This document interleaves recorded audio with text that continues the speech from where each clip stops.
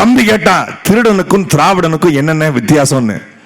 திருச்சியில் 2021ஆம் ஆண்டு கலைஞர் கருணாநிதி குறித்து பேசியதற்காக ஒரு வழக்கில் கைது செய்யப்பட்டு சிறையில் இருந்தேன்.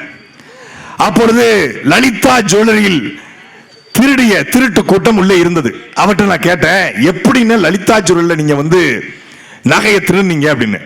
ஏன்னா ஒரு பரபரப்பான சாலை, பக்கத்திலே ஜோசப் காலேஜ், முழுக்க கண்காணிப்பு கருவி பொருத்தப்பட்டிருக்கிறது, காவல்துறை கட்டுப்பாடு இருக்கிறது, எப்படி திருடுனீர்கள் கேட்டேன். அப்போ அவர் சொன்னாரு, லலிதா ஜுவல்லரிக்கு வெளியே ஒரு டாடா ஏஸ் கொண்டு நிப்பாட்டிட்டோம், அதுக்கு பஞ்சர் ஆக்கி விட்டோம், பஞ்சர் ஆக்கி ஒரு ஸ்டெப்னி மாத்திர மாதிரி கம்பியை வச்சு நம்பினோம், சடக் சடக்குன்னு சத்தத்தை கொடுத்தோம், வெளியே இந்த சடக் சடக்கு மட்டும் கேட்டுச்சு.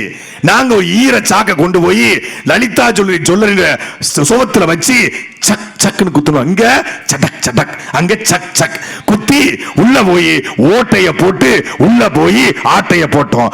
ஓட்டைய போட்டு ஆட்டைய போட்டா அவன் திருட, ஓட்ட வாங்கி ஆட்டைய போட்டா அவன் திராவிட.